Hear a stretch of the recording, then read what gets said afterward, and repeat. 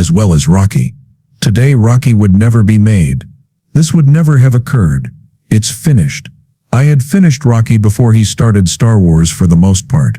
And for many years Rocky has been regarded as the greatest tale of perseverance, heart, and overcoming all obstacles. Sylvester Stallone's journey from unknown to superstar was witnessed by millions. I keep telling myself how foolish I am because I am unable to think of anything, believing they were privy to every detail of his most well-known job. However, beneath all of the applause, sweat, and training scenes was a stunning fact that Stallone kept secret for years. He is now at last prepared to reveal the truth.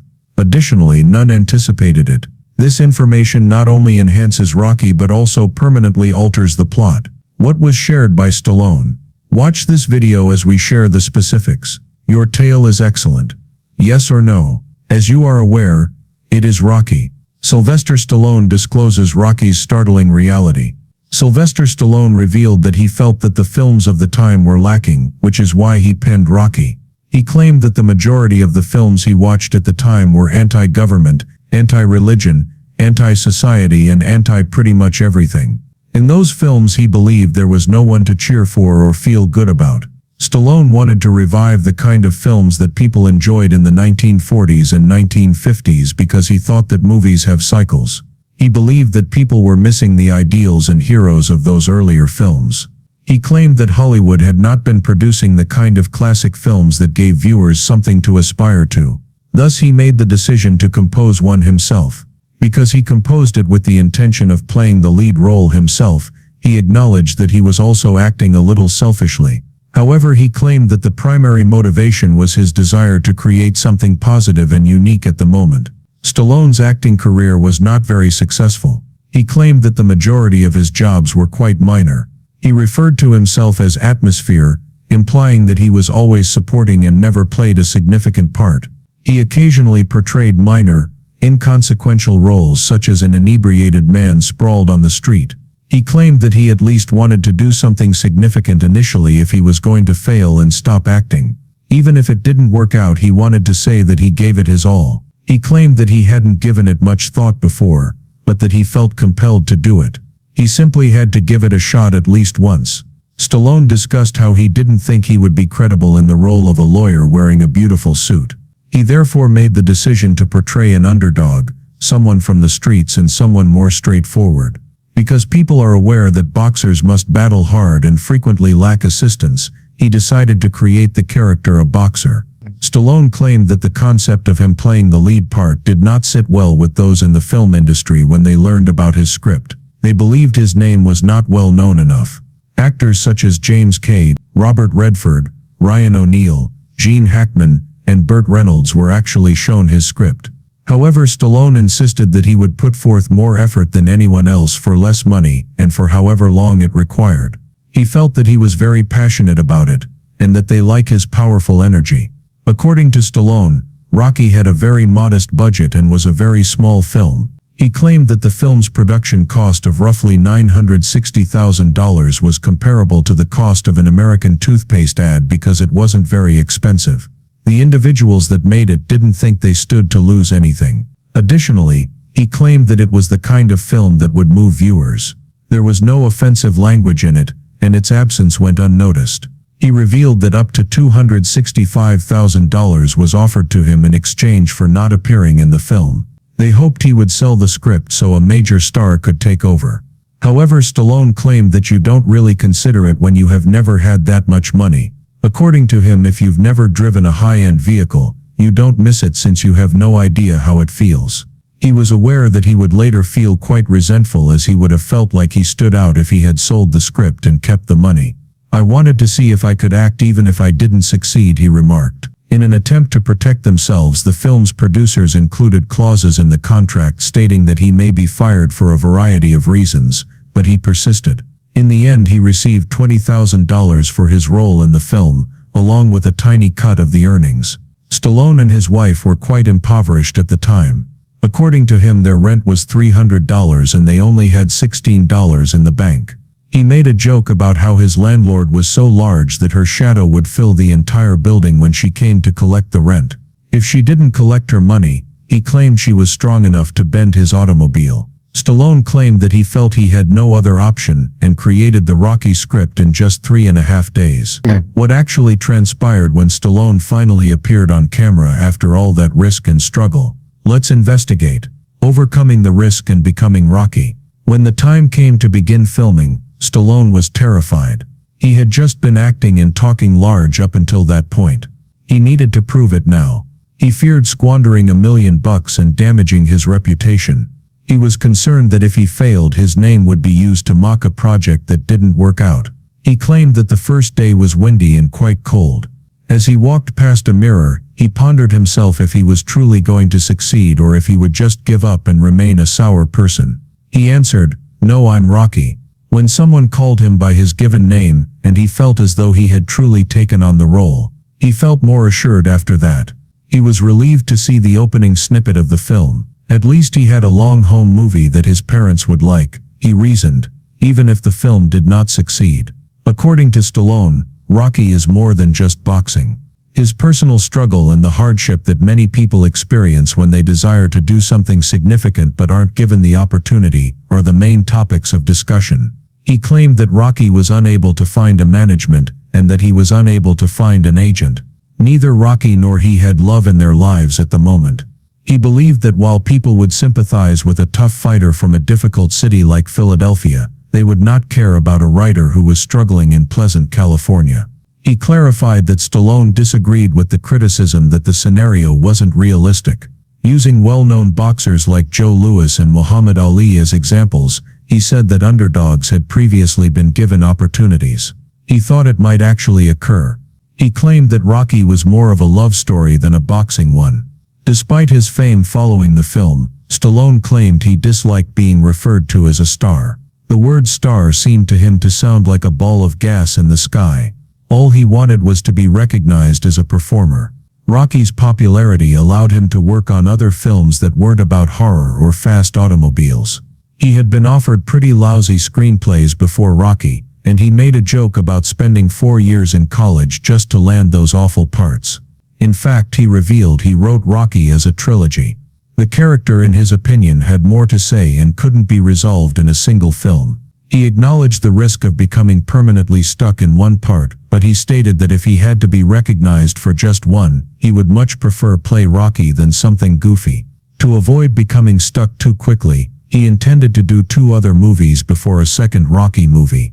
Regarding the money, Stallone stated that he did not get wealthy overnight. Taxes accounted up a large portion of his numerous bills.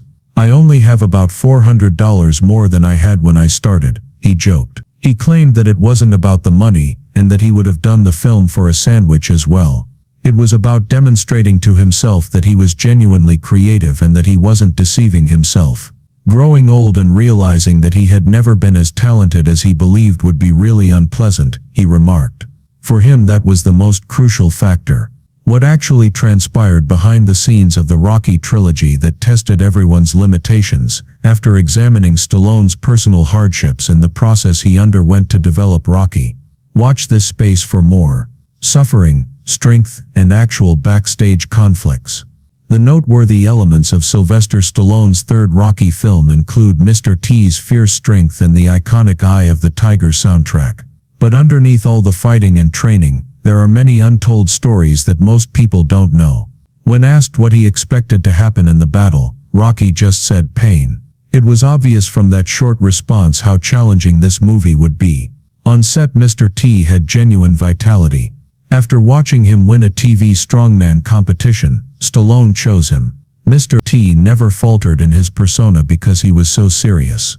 Even during breaks, he appeared harsh and would only speak in Clubber Lang's voice.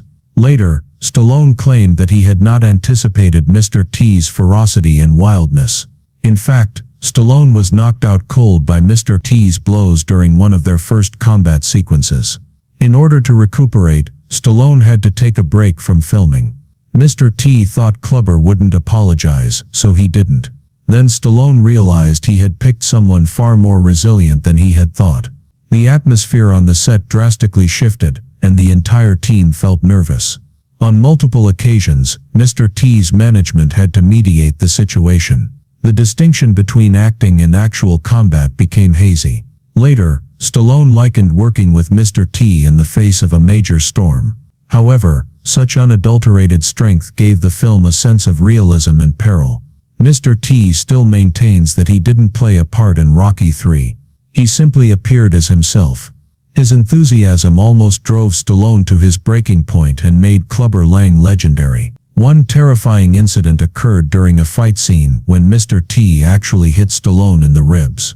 Stallone was rushed to the hospital after collapsing on the ground. He was bleeding inside and had a bruised heart, according to the doctors.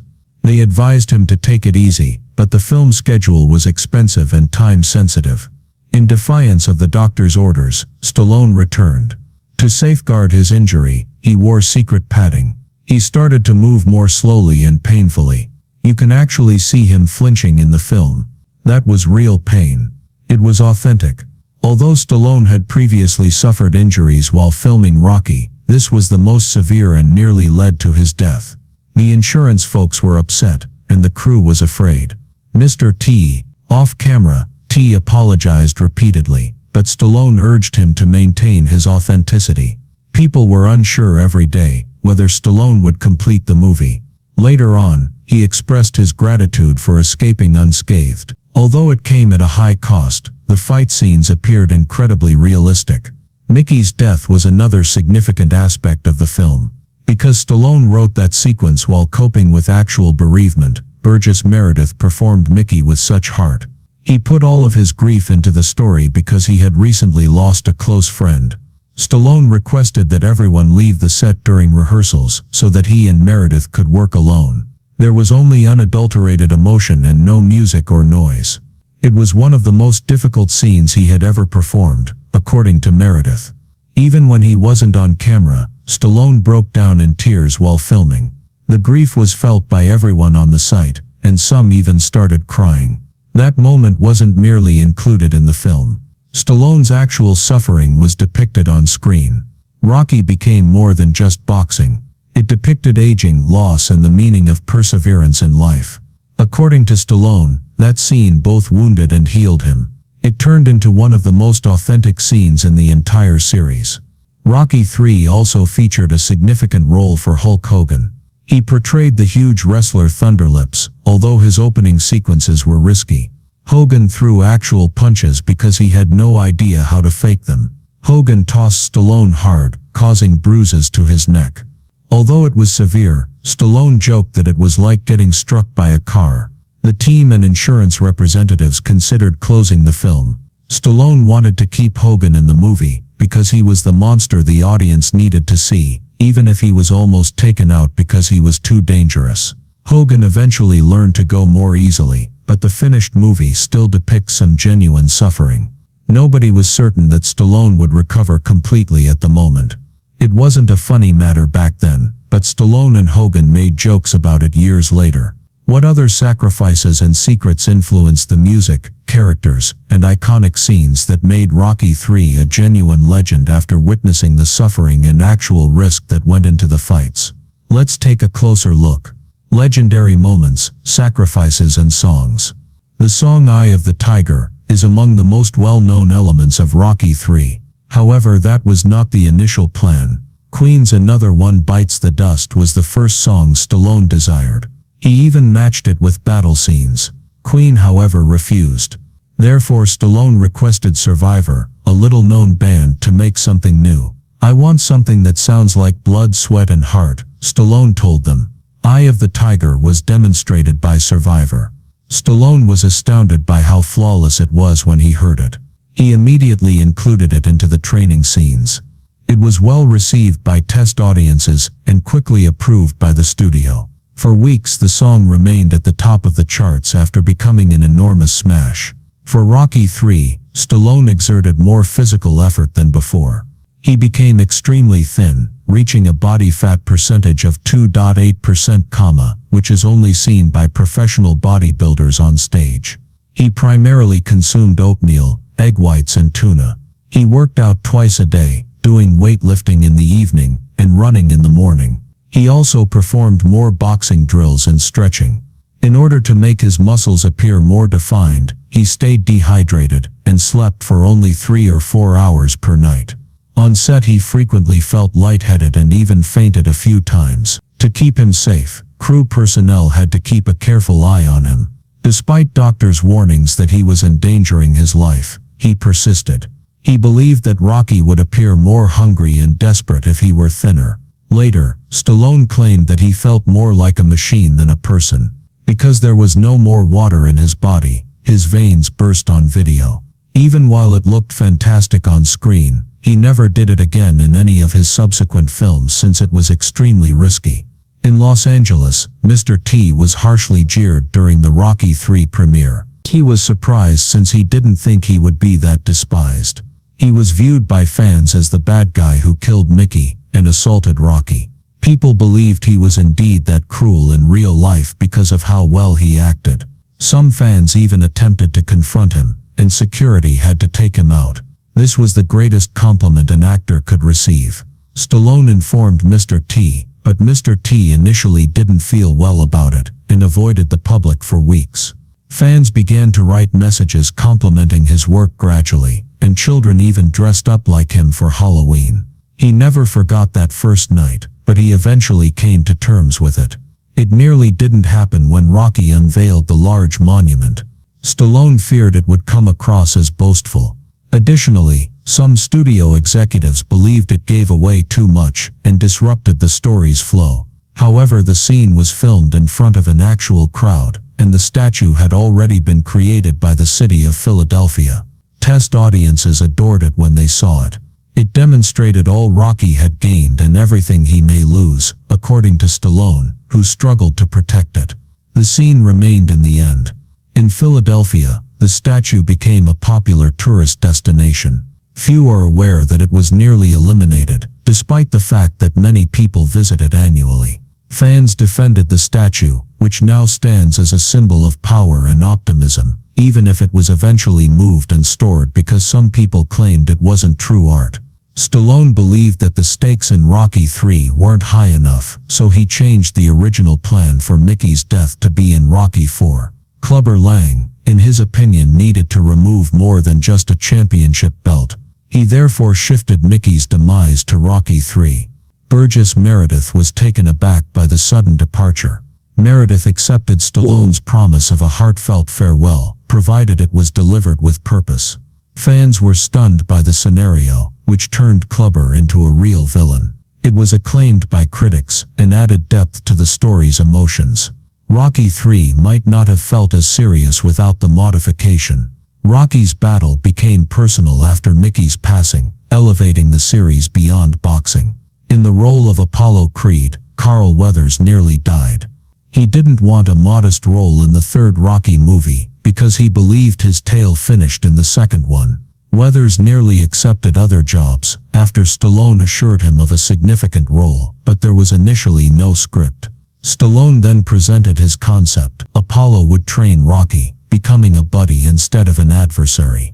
Prior to Stallone's description of the beach sequences where they would run together, Weathers was intrigued yet unconvinced. In agreement, Weathers delivered one of his finest performances. The film became more profound because of their relationship. When a legendary character's creator discovers he has no more ownership to pass on, what happens? Is money enough to compensate for it? Let's find out more. Rocky Stallone's remorse, fortune, ownership, and family heritage. On one show, a question concerning Sylvester Stallone's thoughts on the Rocky films was posed. Stallone stated on social media that the Rocky series is not his property. As a result, he stated that he has nothing to leave his children from the franchise. In order to give his kids something, he requested that producer Irwin Winkler return part of his rights. When he learned that Stallone had nothing of Rocky, one host expressed his surprise. He had conflicting feelings about it. Because Stallone is the center of the series, some fans believe he should have a piece of it. However, Stallone has benefited so greatly from Rocky that his children and their offspring will always be wealthy. The host clarified that negotiating is more important in business than determining what you deserve. Stallone made the decision himself because he preferred money to ownership. Winkler has been in charge of Rocky for more than 47 years, according to a social media post by Stallone. Before Winkler delivers it all to his own children, Stallone stated that he would like to reclaim at least a small portion of it. He claimed that this profoundly pains him since he wanted to leave his kids a piece of Rocky. Stallone wasn't duped or deceived, the host clarified. Stallone received good compensation and personally signed the contracts. Unlike several comic book creators who received meager compensation despite their work earning millions, he did not receive a meager check.